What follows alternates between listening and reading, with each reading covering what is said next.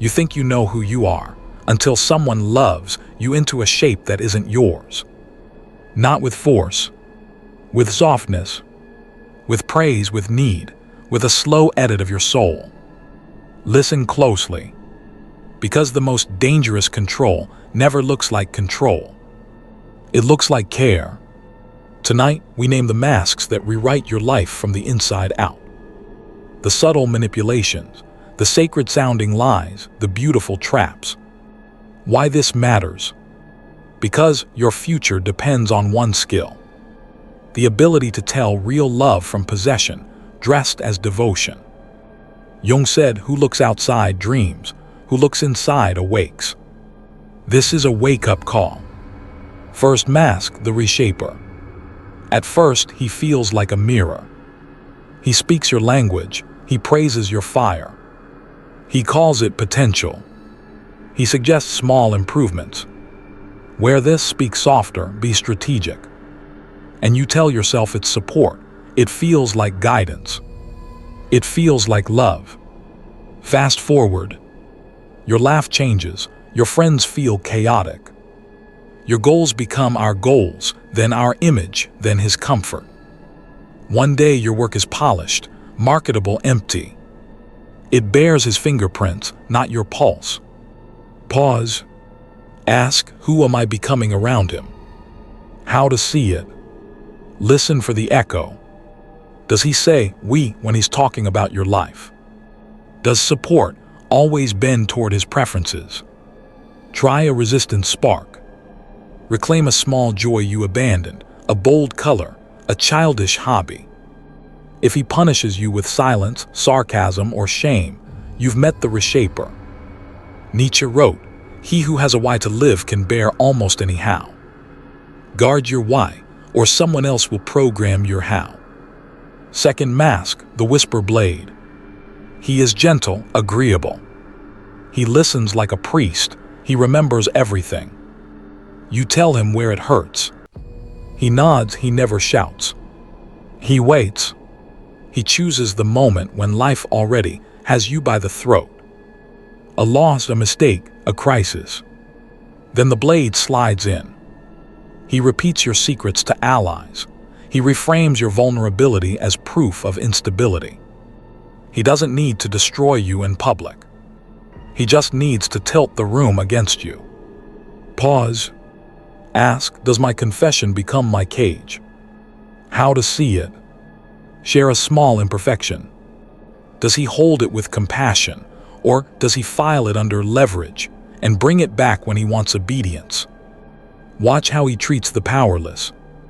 Mockery in private is betrayal on delay. If he laughs at others' wounds, he will laugh at yours when it pays.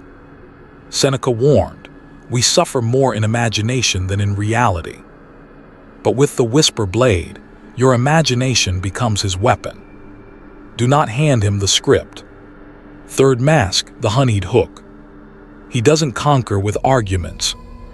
He conquers with sensation. With him, everything feels like the first lightning storm.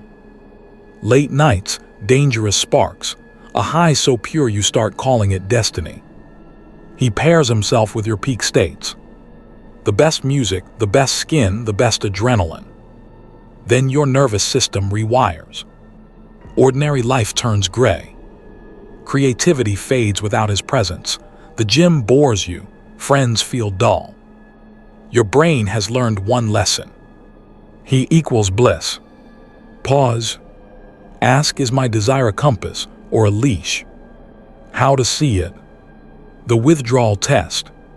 Spend 30 days away. No texts, no stalking. Do you feel clear-headed or do you shake? Audit the cost. What have you paid in sleep, money, integrity, friendships? Would he pay the same? If pleasure requires a dealer, it is not love, it's dependency. And dependency is a collar you clasp on yourself. Fourth mask, the hungry field. He doesn't scream. He schedules. He doesn't forbid.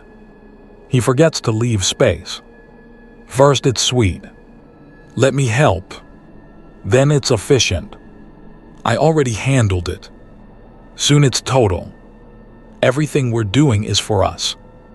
Your calendar is colonized. Birthdays, brunches, emergencies that never end. Your money becomes ours, your time becomes ours, your energy becomes ours. But the harvest never seems to feed you. Pause. Ask, do my days still belong to me? How to see it. The calendar test. Count it. How many hours last week were his priorities? How many were yours? The resource audit.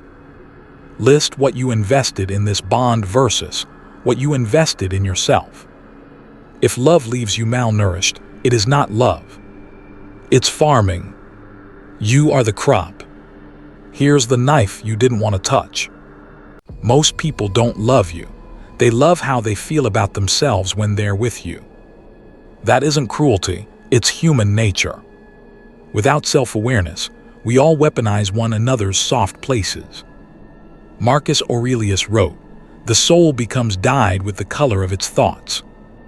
Let yours be dyed with truth. Because here's the darker realization. They don't have to break you to own you. They just have to make you forget your name. So how do you take it back? Build the citadel. 1. The uncompromising core. Choose 3 traits that are non-negotiable. Not opinions, not trends, essence. Maybe it's courage, curiosity, craft. Write them, guard them, live them. Trade none of them for affection. 2. The room no one enters. Keep a practice that belongs to you alone. A morning hour, a long walk, a workshop where your phone dies at the door. Jung would tell you, meet yourself where the world cannot follow. 3. The witness circle. 2 friends who knew you before the chaos. Schedule honesty, no performance, no optics.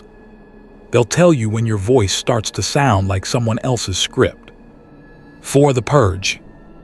Burn the letters, delete the photos, sell the jewelry that tries to talk. Memory can be a cathedral or a prison. Choose a door. 5. The discipline of desire. Fast from the highs that hijack you. Relearn simple joy. A book, a sunrise, clean sweat, a meal without a screen. When you can feel alive without a dealer, you become sovereign again. And finally, sovereignty as a vow. Say it out loud. I refuse to trade my name for belonging. Have boundaries. Time, money, access, sacred spaces. Enforce them without apology. If someone calls that cold, remember this. Fire needs a hearth, or it burns the house down. You will be tested. Someone will call your independence walls, and your standards trauma. Smile. Stand anyway. Because love without freedom is worship. And worship without truth is a cult. Nietzsche warned the brave. He who has a why to live can bear almost any how. Find your why, carve your how. And when the masks come back, because they always come back, ask 3 things. Does this expand my citadel? Does this respect my core? Would I want my younger self to inherit this story? If not, leave. Not with rage, with clarity. Forgive what you can, forget what you must. And build a life that no thief can carry. When you do, something shifts. You stop asking to be seen. You start seeing. You stop begging to be chosen.